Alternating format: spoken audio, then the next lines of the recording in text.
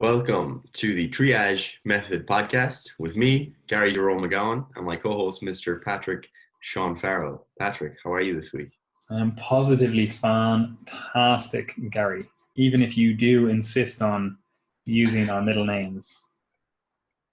Now, every few episodes, I'll cycle my introduction, but for now, that's it. I'm going to start singing a song as we get closer to Christmas. So No. prepare. Definitely not. You should just start using your middle name as your first name. I actually want to. I was actually thinking about that the other day because I was watching Dublin Murders and there's changing their identities and stuff, and I was like, I'm just going to start calling myself Jerome. That's fair enough. I can't call myself Sean because that's my brother's name. True. Yeah. It's kind of boring as well. You can't go around saying no, I am Jerome. Germ. Yeah, just germ. Anyway, so this is our Q&A episode. And the question today, I actually got it from one of my clients over the weekend. It's a really insightful question. And as we always say with our coaching, whenever we start an individual with coaching, we always kind of lay out, well, not always, but a lot of the time we kind of lay out that our goal is to effectively not be their coach forever. We're entering into the coaching process with the implicit idea that I don't want you to be dependent on me, right? I don't want you to be dependent on this coaching process. Yes, you're at a stage right now where you need guidance, you need education, you need someone to effectively hold your hand and bring you down the path, show you the right path, make sure you stay on the path, essentially guide you towards your goals, right? But in my eyes, at least, and I know in your eyes as well, Gary, there should come a point where, we let go of your hand and let you walk on your own. It's the same. It's effectively like you would raise kids. You can't protect them forever, and they effectively need to make mistakes themselves, right? But you obviously want to educate them enough so that those mistakes they make, they can either learn from those mistakes further down the line, or they can learn not to make those mistakes ahead of time. Does that make sense? Right? So obviously we have the whole tagline of, empowerment through education. And that is something that we try to instill in our clients. So try to get them to ask questions, try to get them to think a little bit deeper about different topics. And obviously, again, the process does involve us somewhat being a guru. We're the source of information, but that's only at the start. The process should eventually get to where they are effectively their own guru. They understand the principles, they understand how to organize things training wise, diet wise. And while, yeah, they may not be an exercise professional or a nutrition professional or whatever, they have enough knowledge that whatever they encounter, they have some sort of framework to deal with that, and that's where we always try to get people to, right? And that's just a kind of preface to this question, because again, talking to individuals, I always make it clear that, with your goals, with where you want to do, we can probably achieve things in 20 weeks, say, and then we're going to start talking about a kind of transition process after that, whether that's just check in with me, once a month, or, just check back with me, send me a text or so if you have any questions or anything like that, and give them a process of how to transition from coaching to not coaching, right? And once you laid it out, it can be kind of a little bit fear-inducing as a client or as a coach yourself, where you're kind of I'm telling my client to essentially fuck off eventually, and that effectively means that you will be out of pocket, you'll be out of money, you have to get a new client, but that should be the goal always. Now, obviously, I say should be the goal always, but that's not necessarily a short-term time horizon. You could be thinking this person is going to need me, quote unquote, need me for 2-3 years. And I don't mean that in terms of, you've a fat loss client that just wants to tone up and that. It shouldn't take you 3 years to achieve that. But they could be, say you could be a bodybuilding coach and this person is trying to become an IFBB pro or something like that. And you're like, yeah, well, where you're at, it's going to take us 3 years to achieve that. We're going to do these competitions along the way so that you can qualify, blah, blah, blah. But it's effectively a 3-year time period at the very least, So again, it could be a very long-term process that you're with those individuals. But anyway, that's the kind of preface to this question. So one of my clients was just wondering, how does he eventually transition away from coaching? Because right now we're in this kind of period of time where we were dieting for a while. He's we'll call it a mixed goal individual. He wanted to improve his body composition, but he also plays GAT, right? So we've obviously been playing between those two different things, prioritizing one or the other at certain time points while obviously respecting the other one, right? And for the last while, he was in a bit of a deficit, right? And the next thing then is like, okay, we're going to go back to a maintenance level, and we're going to go back to eventually increasing calories, right? Because again, he wanted to build some muscle, perform better in the gym, etc. And that is where he's at currently. But he's kind of wondering, this is the exact question, how do you know when it's best to increase your calories? He's like, I know it's probably experience as a coach, but are there any telltale signs? Is it when weight is remaining at a stable level and lifts are beginning to plateau? ? Just so I know for myself in future, right? And that's the kind of question he was putting in, And effectively, it's like, okay, well, we've been in a maintenance, like we're in a diet period, we got the results we wanted, we brought her back with the maintenance. That's fairly understandable. It's like you were dieting for a very particular goal, you now want to maintain that. You want to maintain the results. Maybe you accept that there might be a slight bit of a backslide. That's why I always say to people, I'm like, wherever you think you want to be, we're essentially going to go a bit, like maybe 5% beyond that, in most cases, obviously all cases, but 5% beyond that or 2% beyond that, just a little bit beyond that anyway, so that when we bring it back up to maintenance, you might hold a little bit more water, you might, feel a little bit bigger, and maybe you don't want that, but it's like we have built a little bit of a buffer, so it allows us to find a better maintenance calorie level and not have any issues, essentially, right?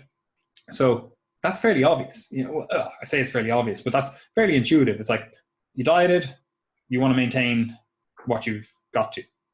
So we're going to bring calories up to maintenance, and then we're going to hang out around there. I think that's fairly intuitive enough, Gary. Would you agree? Yeah, I think that's fair, reasonable.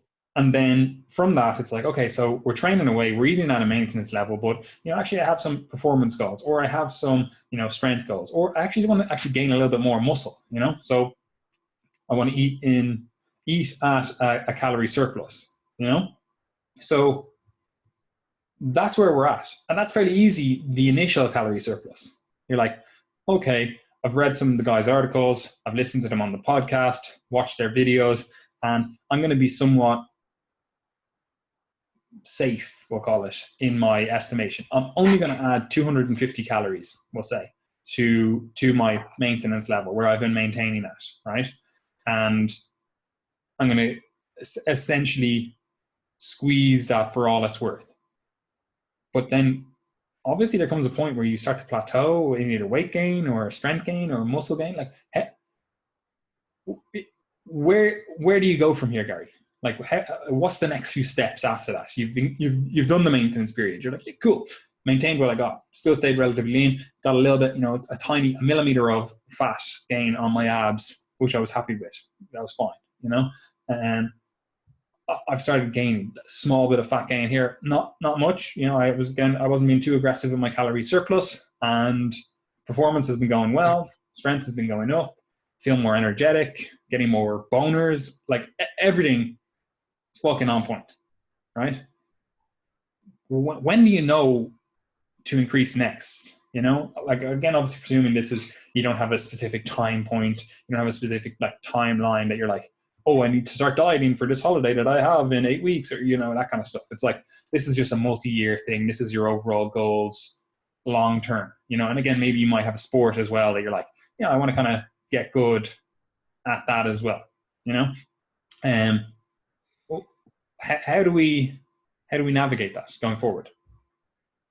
Perfect. So it's a good question and an important question, because I think this is probably one of the places that the majority of people who maybe don't have coaching experience or who haven't read into this stuff very much do get confused, because the way that I say we as, the typical fitness industry kind of educator type of people who put out information, often we can be guilty of describing things as if they are static systems. And what I mean by that is that input, once you know what your input is, you get a predictable output, and we can kind of leave it at that. And a classic example of that is when people talk about calories in, calories out, so they talk about, balancing or imbalancing their energy intake and their energy output. So the typical way that people will go about that is that they try to find some sort of way that they can calculate their maintenance calories, and then they make their nutrition decisions based on that. So they have a value.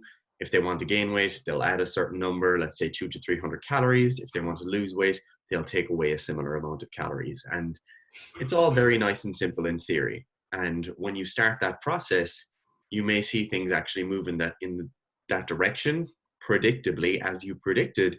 And you're like, oh, this is great. I've got the hang of things. However, like the human physiology, like it's not a very simple input output system. It's a complex system. And if you have an understanding of metabolism and how, endocrinology, hormones fit into that, it starts to become a lot less clear what output you're going to get in response to your input, especially when you add a given period of time to that. And what I mean by that, like, operates in both directions. So people are very familiar with what happens when we diet.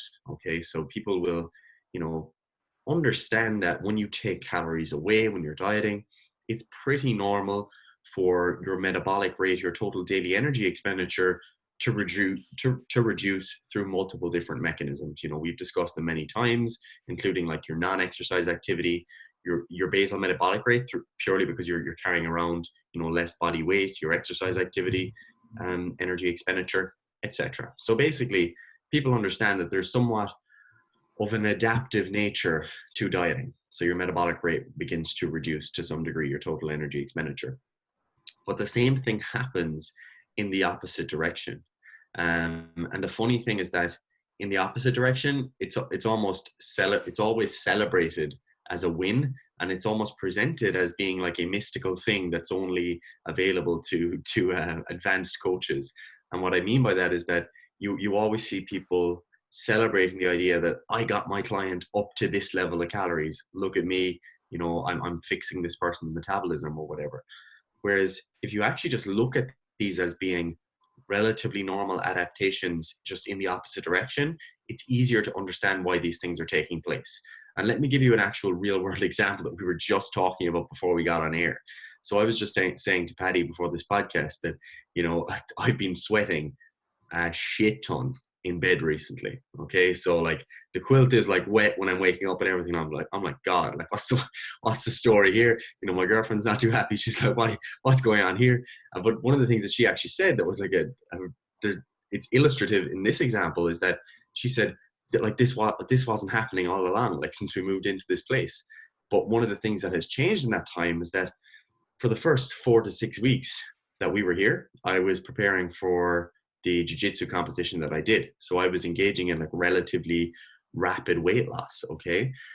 So I was in a weight loss phase, meaning I was in a calorie deficit, and like any additional sweating, no, like that just wasn't a thing, because my body is in a place where it's trying to conserve energy. So it's not going to produce unnecessary heat.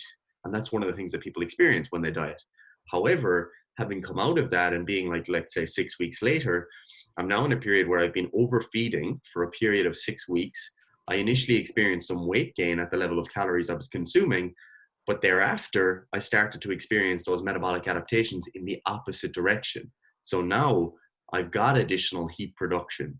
So, we've talked about things like uncoupling before, where you basically get increases in heat dissipation, like is fundamentally the end product, without producing extra energy in response to the food that you consume.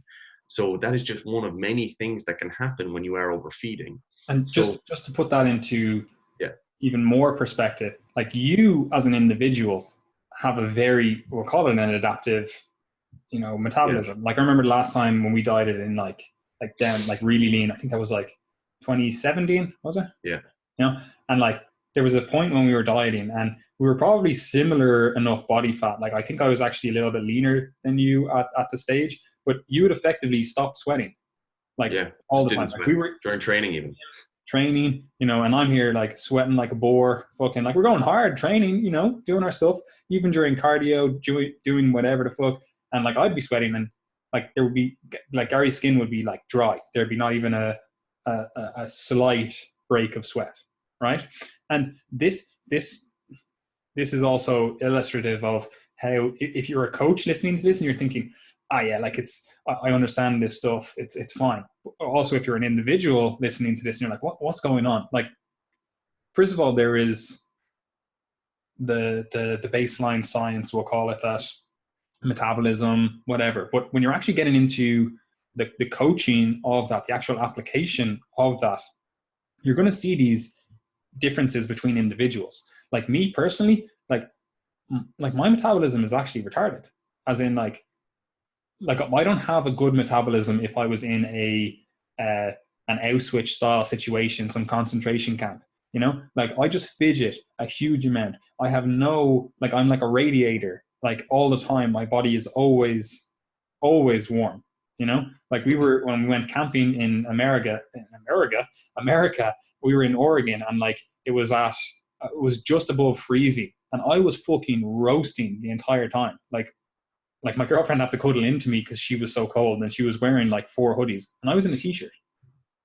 So like this is good in some circumstances, but you can also think that that's a bad adaptation in terms of long-term survivability in the environment. Like I would just waste all my energy. So if I don't have enough energy coming in, I essentially waste that all away. And that doesn't change whether I'm in, well, it actually does, but to a less extent, like than Gary's. Like it doesn't change whether I'm in a diet phase or like eating at a surplus. Like I always have that baseline heat generation, that baseline. I just move around loads, and as a coach, when you're doing this again comes back to the question. It's like, is it just experience? As a coach, it's like, first of all, you're going to have to, as a coach yourself, you're going to have to do a lot of experimentation with different individuals, and don't think that it's a very clear cut thing. But also, if you're coaching yourself effectively, you need to experience these things and then adjust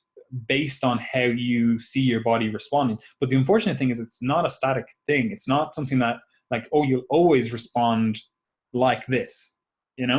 It's a case where it's like, oh no, you might change based on where you are. Like say you have a very adaptive metabolism like you might be able to, you might experience things during a surplus that are completely opposite to how you experience things in a deficit, and that could be just like lived experience, like, the sweating in the bed and stuff like that, So it's like this is why this is such a good question, because it is so, like, you actually have to understand so much to really get the answer to this, Anyway, but that was just a bit of further nuance. Sorry. Yeah, but it is important to point it out because there are very clearly different phenotypes when we talk about this stuff, because like the way people typically will discuss it is that they'll say, when I've got an unfavorable metabolism because when I diet, my metabolic rate, catches up with me really quickly. So you experience the downsides with dieting in that, you sweat less, you're colder, you got less energy, you're more lethargic, etc.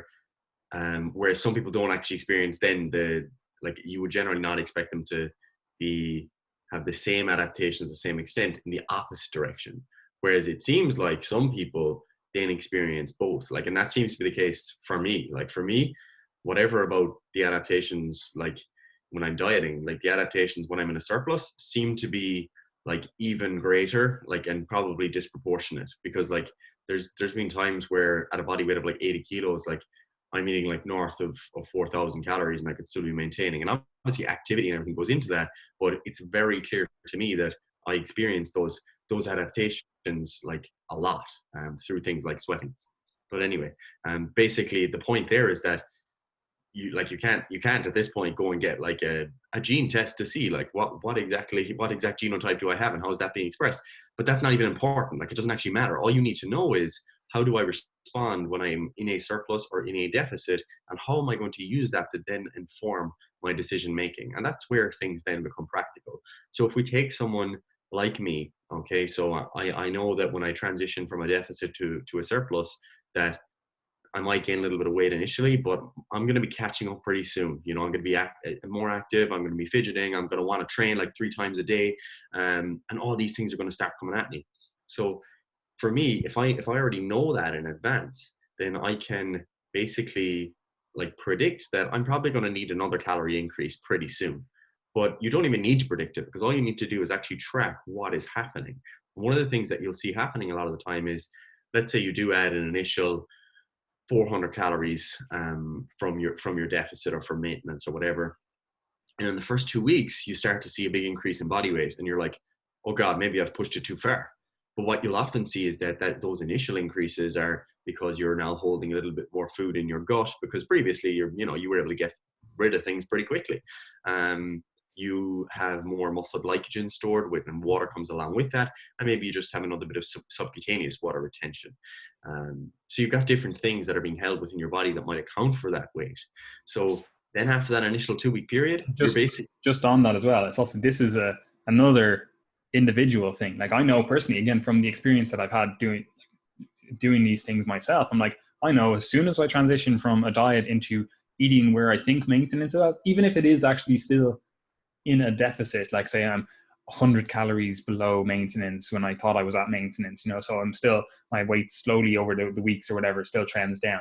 Like I know bringing my calories up results, especially if it's carbohydrates, results in like 2 to 3 kilo increase on the scale, like consistently, even if it is only 300 calories, and I think that really throws people off. Like you're saying, like the initial weight gain, people are like, oh fuck, it's fat gain. But like that happens to me in like 2 to 3 days, and then it's like that maintains that level, so obviously like that makes sense for me. Like I'm a relatively large individual, tall, etc. So once I've refilled, like I have a lot of capacity for storing glycogen just by virtue of having a large surface area, not by virtue of having large muscles. So it's like I know for me as an individual that that's the case. And again, like Gary's saying, it's like that can kind of throw you off if you've never experienced that before. Anyway, go on, Gary. Yeah, so then you essentially get to that stable point. So you get to that point where you have stabilized at that level of calories, and maybe you start to notice maybe some of those adaptations in the opposite direction. You got a bit more energy, you're starting to sweat a little bit more, you're generally warmer, etc. So like what I would then do if I was stabilized for a week, I'd be like, okay, let's give it another week. Like I generally use like 2 weeks as my kind of period of time most of the time before I'll make a decision, because like 1 week just doesn't give you a whole lot of information. So you wait it out 2 weeks. Just on that as well, like you probably even need more if you're a female. Yes. Because there's going to be, you also have to layer on top of that, like you're going to have like menstrual cycle differences, so you kind of have to compare like week to like week, like week 1 of your cycle to week 1 of your next cycle, which really kind of complicates the issue in terms of like adhering to a plan, because you're like, oh well, when do I need to do this, because I saw my weight increase here, and it's like you just have to kind of ride that out. But in general, I do like that 2 to 3 week period where it's like let's just ease off, see how things go. Yeah, exactly. And I mean, like that, you can get more nuanced and accurate with your predictions as a female as well, if you already know your body. Like if you already know like what fluctuations you generally expect, over the course of your cycle. Because for example, let's say it is the first 2 weeks of your cycle, and you normally experience a net drop in weight over that period of time. Whereas now you see, oh God, my weight's increased by 1 kilo or whatever. Then you're like, all right, we're definitely moving in the right direction. Whereas if that was the second half of your cycle, you'd be saying, oh, well, I actually normally experience 1 kilo weight gain anyway, so this might be actually normal. But that comes down to your own individual cycle. And that's the importance of actually having data in front of you, like why you should actually track some of these things, because you can learn to make more effective decisions. But yeah, so you get to that point where you're stable then. And then like it really does become a question of, what is the actual goal of you increasing your calories? Because one example where you might want to be, a little bit more aggressive with continuing to push calories up is if you have been at the end of a long diet, you experience a lot of the quote unquote negative adaptations that we discussed. And you're trying to reverse those as soon as possible. In that case, you might have stabilized, but you're still not feeling back at your baseline. Okay, so you might feel like your libido's still low. You might feel like you're still quite cold. You've got don't have much energy. In that case, like you want to keep on increasing, pretty much immediately, because you're saying to yourself, all right, well, I'm not at the point where I've added in sufficient energy to get the positive adaptations or to bring things back to baseline. The other thing you might want to do there is ask yourself where your predicted maintenance is versus previous predicted maintenance levels. And what I mean by that is, if you started your diet, let's say at 70 or 80 kilos, let's say you started your diet at 80 kilos and your previous maintenance was like 3,000 calories, and then you dieted down, but you only dieted to like 76 kilos, but your maintenance at the end of that diet was like 2,000 calories, let's say, then there's 1,000 calorie change, a 1/3 change for a very, small change in body weight. So if you then add in like 200, 300 calories and you're still only at 2,200, then or at least you can fairly reliably predict that there's opportunity for you to keep increasing your maintenance from here to get back to kind of your baseline level of function. So that's just a peripheral consideration as well. But I guess the place that this question becomes most important is for that person who's actually trying to build muscle and strength. Like, that is fundamentally like why this person is asking the question. And in that case, if you've stabilized for a week or two, for 2 weeks, let's say, then I would continue to add calories again. I would add, 200 to 300 calories. I'd let things go for 2 weeks and see where body weight goes. And if body weight begins to trend in the upward direction, then I'd be saying to myself, okay, it looks like we might be on the path. But you don't just rest and leave that as your last decision. You repeat the process. You say to yourself, okay, what's happening then over the subsequent 2 weeks? And generally what you'll notice is that you might actually stabilize again. And the extent to which that will happen, as we discussed previously, is going to vary between individuals. I've got one client, two clients actually, two guys who are very similar in terms of their responses, but they're both in like the kind of 80 kilo range. Actually, one is in the 70s, one is in the 80s, but their level for maintenance is like north of 4,000. So sometimes, like, we transition out of a maintenance period or a dieting period, and like the increases in calories just seem ridiculous. It's like, all right, 200 this week. Okay, 200 this week. All right, we still need to keep adding 200. That's particularly the case for people who work in like manual labor jobs or whatever. There's a lot of things that happen that you might necessarily notice. Like, for example, when you were dieting, you might have been saying, oh yeah, lads, I'll get the tea, or maybe I'll do just a bit of this job or a bit of that job instead of doing all the heavy manual labor. Whereas when you have, more energy, then you're like, yeah, fuck it, I'll do that. I'll lift all the blocks. I'll do all the shoveling, whatever. So they're the things that happen behind the scenes that people often don't make consciously, I guess. Yeah, and then that's obviously, like, all of that is obviously somewhat theoretical in a practical sense. But what it kind of boils down to, like, you need to understand that stuff, right? You need to understand that, metabolism is an adaptive thing. It's going to change. It's not like, can't just bang things into a calculator and be like, that is the number, right? So you understand that. You're like, okay, so I'm going to have to vary things based on how my body is responding, based on how my energy output and all that kind of stuff is responding. But essentially, you need to bring it back to your actual goals, right? Like Gary was saying there, it's like, this is obviously most relevant for someone that wants to, gain muscle, increase performance, do whatever, right?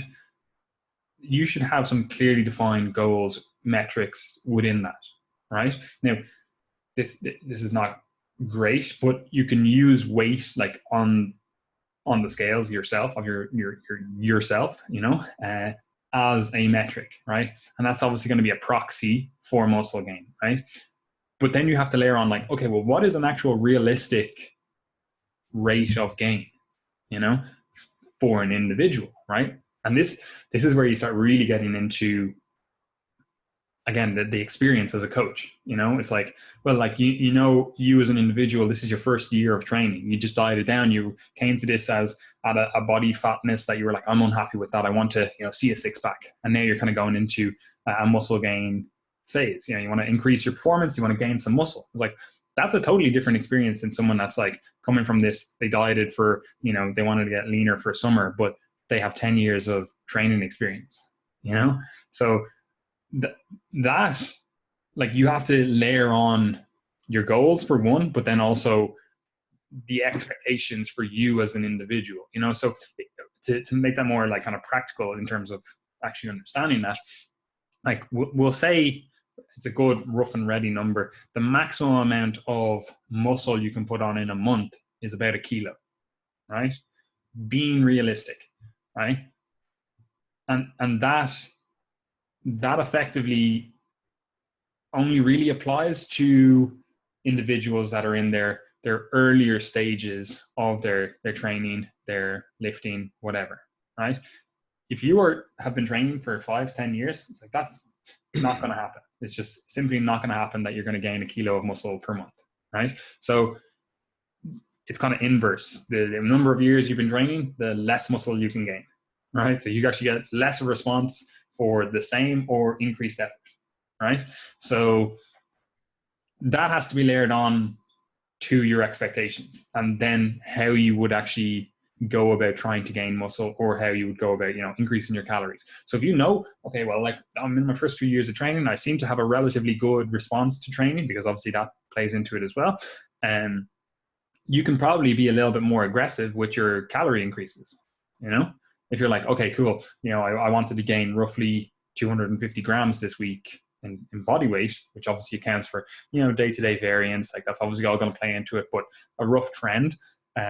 Then you can go, okay, I didn't gain that, or I actually seem to have lost weight in this trend line because my metabolism seems to be somewhat adaptive, and I increased sweating and did whatever. I'm going to increase it again next week, see how I get on with that. Usually we try to say like that 2 to 3 weeks, see how it goes. But sometimes you're going to have to be a little bit more aggressive than that. And effectively, you just want to get to a rate of gain that is appropriate for your level of experience and obviously your genetically determined response, And like, for example, the individual might be, again, early in their career, they'd be like, okay, I'm going to try actually gain just a kilo per month, right?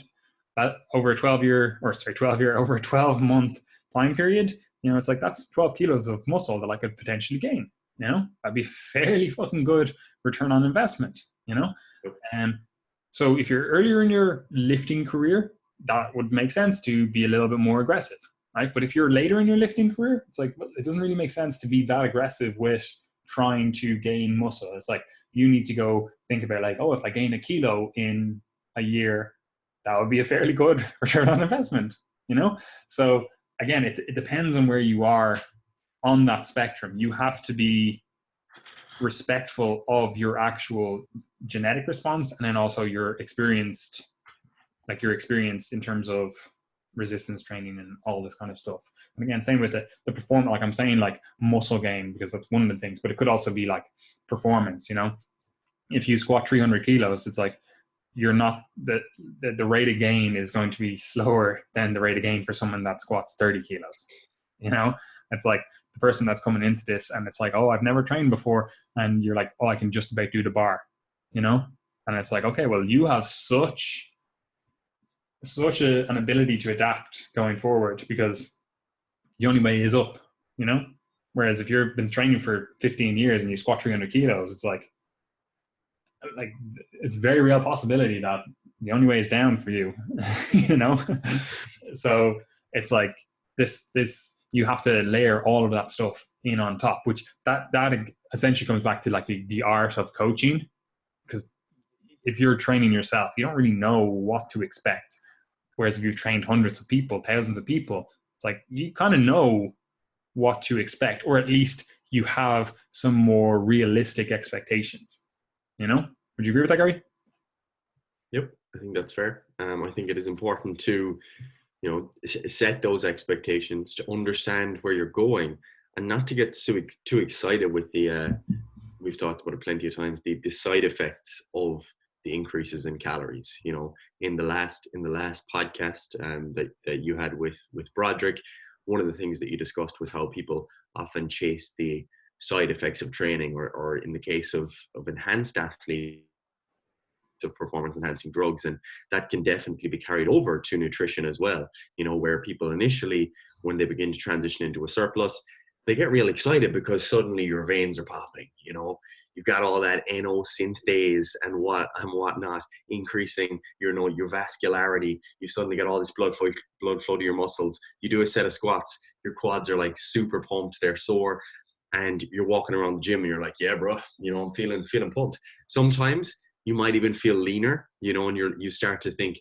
oh my God, this is what all the bodybuilder gods told me would happen. I had this refeed or this cheat meal, and now I feel like a god.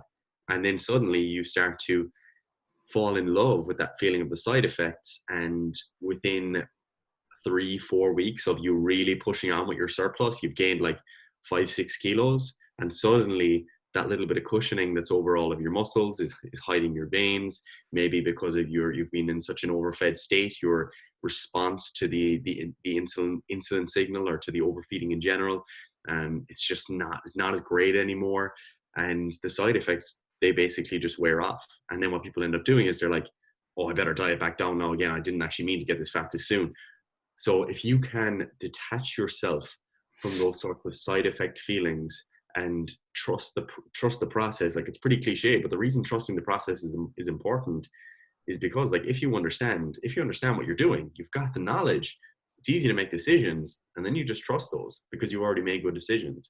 But if you're making your decisions kind of on a whim, and you're just kind of saying, oh yeah, I'll go based on how it feels, oh yeah, that felt good to add more calories, let's add more, then you didn't actually trust your initial knowledge or your perspective decision making. You just kind of went with how you felt, and your feelings, like, yeah, they can be useful, but they're not that reliable. If we all lived by our feelings, we probably wouldn't have a very functional civilization. But anyway, that would be my message. Don't get too caught up in the side effects. If you don't initially feel like, oh, I'm not getting that bulking feeling where I'm filling out my t-shirt or I'm filling out my leggings or whatever, don't get caught up in that stuff, because it can definitely lead you astray. And I've seen that with so many individuals. Even people that I've coached, like, admittedly, there's people that I've coached who had a very successful dieting period, and we make some decisions afterwards in terms of increasing calories, and suddenly they mightn't check in for a couple of weeks, because they kind of just started making their own decisions, and then they kind of come back after a few weeks and they're like, oh, look, Gary, I know I didn't check in, but I got a bit carried away with the kind of weight gain. What should I do now? Should I try and lose weight again? And it's just not a nice position to be in. Yeah. So to kind of wrap this question up, I suppose, you want to increase calories when it's appropriate. And that seems like the biggest cop out. Yeah. But once you understand that your metabolism is going to change over time, you're going to have to monitor that. You're going to have to see how you respond. If you set goals appropriately in terms of realistic rates of gain, realistic rates of performance gains, and you are constantly bringing that back to your clearly defined goals. You're like, oh, I want to get X amount stronger, or I have these targets, or, again, it's in terms of sport or whatever. It's like, I want to increase my performance X amount. Now, obviously, it's like, it's somewhat wishful thinking, because you can't be like, well, I want to score fucking 30 goals per game. It's like, it's just not going to happen. It's like, you have to make realistic goals, and again, have realistic expectations as a result. But once you do all that stuff, it's like, and you constantly keep checking back with that, use that as your guiding light, which again, it's hard to do if you're just an individual, coaching yourself. You're like, I don't really know what is realistic. I see these muscle magazines and whatever, and I'm like, is it realistic to weigh 100 kilos and I'm 5'5"? Because this bodybuilder is that, and I don't know if he's natural, enhanced, like, I don't know. So you do have to obviously always couch that, be like get in touch with someone that you're like, I respect you, I trust you. What is a realistic rate of gain, or what is realistic muscle gain? What is realistic strength gain for an individual? But also, obviously, keep checking back with you as an individual. Like, you might have a fucking unbelievable response to training. You just fucking, every single week, it's like 5 kilos to the bar. No, 10. It's easy. And it's just, you consistently just get stronger and stronger and stronger, and it's like again, there's individual responses. You could be an individual who's like, no, 5 kilos per month. That's that's realistic. And you're already only in your first year of training. It's like, all right, look, that's how you respond. There's no, it is a response. It is what it is, you know? So you have to constantly be looking back, like being introspective and ensuring that you are doing the basics like we always talk about. But then effectively, if you were to be like, all right, you just gave me a cop out answer, you know, what should I do? Like, once you're clear on your goals, if you're like, I want to gain a kilo per month, that's realistic rate of gain for muscle. For someone that has 1 to 3 years of training, you know, they might gain some fat, but they're willing to accept that because they want to ensure that the maximal amount of muscle gain occurs over a 12-month period, we'll say, right? They're like, yeah, I'm happy with some fat gain. So even if it's 50-50 muscle gain to fat gain, I'm actually happy with that. That's fine, you know? Like if I can gain 6 kilos in a year and I only have to lose 6 kilos of body fat, then for the next summer, I'm happy with that. That's fine, right? Cool. Again, you're realistic with your expectations. You're like, I'm happy with the trade-offs that occur, et cetera, right?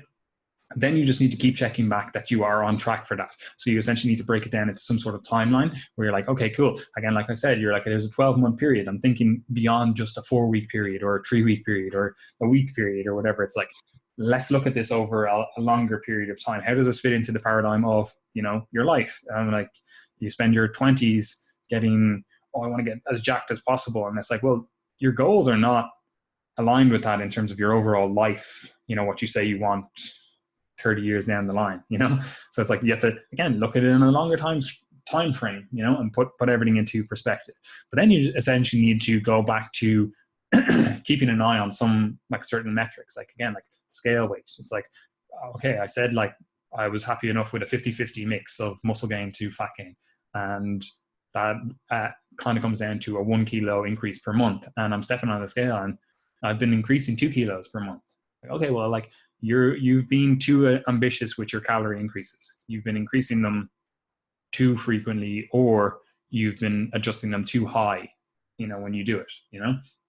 Like, again, like you'd be surprised how much difference 100 calorie increase actually means, you know? And like, obviously there's variance and obviously there's, you know, issues with tracking. It's not 100% accurate, but it's more so the chronic overfeeding, you know, that it accumulates over time, right? So it doesn't have to be massive, but it should be substantial for you as an individual relative to your overall calories, etc.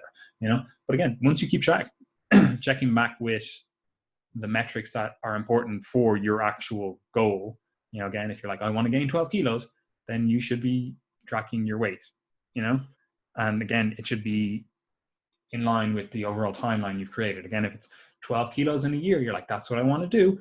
Like you shouldn't, like you might have months where it's like, oh, I actually gained 1.1, and there should be months where it's like, oh, I only got 0.8. It's like, that's fine as long as slowly we're trending in the right direction, you know?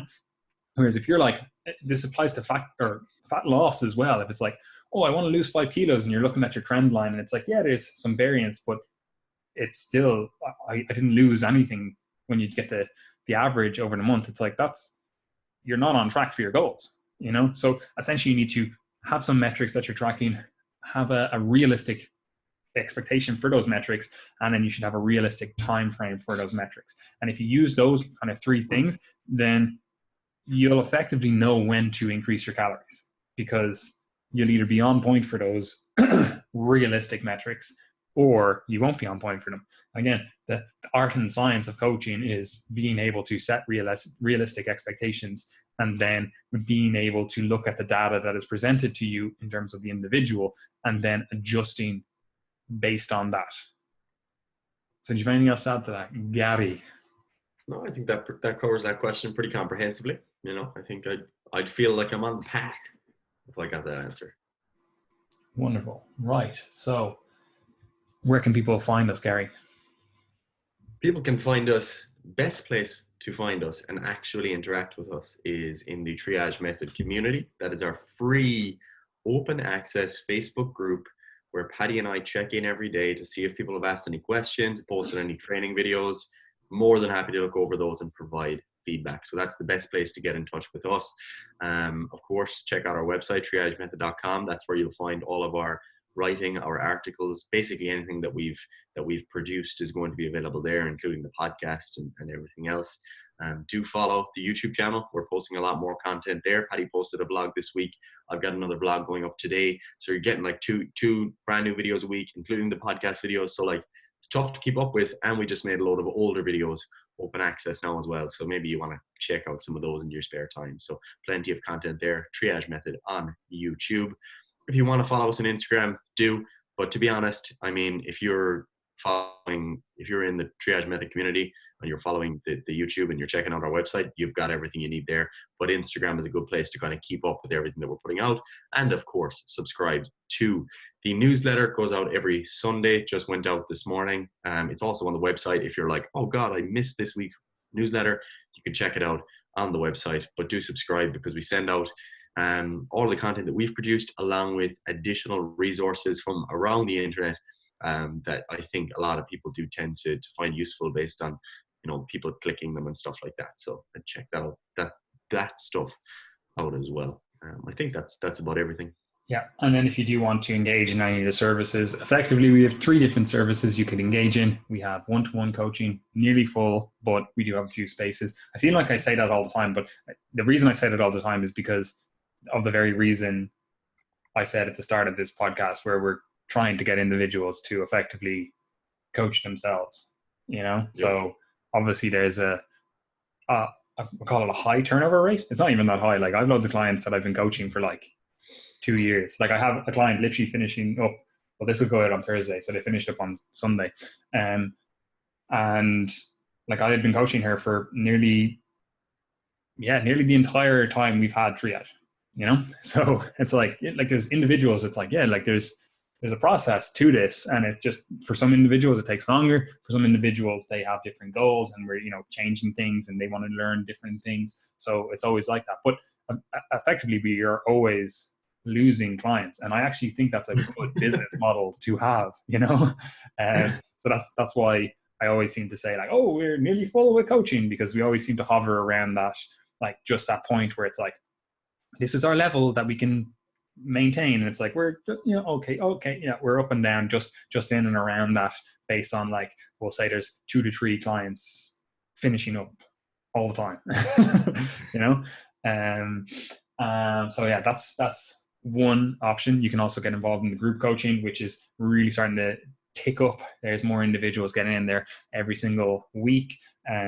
So that's kind of taking off, and that's where I kind of see the health and fitness industry moving towards, where, you know, individuals want coaching and they want help, but they don't need or want, you know, one-to-one, very individualized coaching. It's like, no, I just need some sort of guidance with my programming. I need some sort of guidance with my nutrition, and I need someone that I can effectively check back with when I need to check back with them. I don't need to do individual weekly check-ins, you know? So get involved with that. We have male and female groups. And then finally, we have ebooks available. So if you're like, oh, neither of those things want, or they don't enthuse me, but I would like to support the guys' work, you know, I would like to, you saw flexing your pecs, it's disgusting. I would like to support the guys and get something from that. We do have ebooks available. Like, we're constantly putting out new ones. We have a few in the pipeline, but they'll probably come out around Christmas time, because we both have exams coming up, and you know yourself. And yeah, so ebooks, get involved with that. We have different training templates for the amount of days that you have available to train. We also have a beginner's ebook. And as Gary said, the best place to find us is the Facebook group, and the best place to keep up with all the content we put out is the newsletter, which Gary said came out today, but it really came out on Sunday, because this comes out on Thursday, Gary. Yeah. Today is Sunday. But yeah, that's it. You know, do the usual, like the video, comment, share, subscribe. You know, if you're listening to this on audio, give us that 5-star review. All of that stuff does actually help. I know, like, the whole YouTube or podcast community always say that stuff, and it's kind of like cliched at this stage, where it's like, oh, smash the subscribe button, smash that like button. But like, all that stuff does actually help. Like, the YouTube algorithm and the podcast algorithms to actually get our content viewed, which obviously helps us achieve our mission statement, which is to help more individuals, you know? But anyway, I'm going to wrap it up there. Do you have anything else to say, Gary? Just that it is in fact too easy. Other than that, Literally is.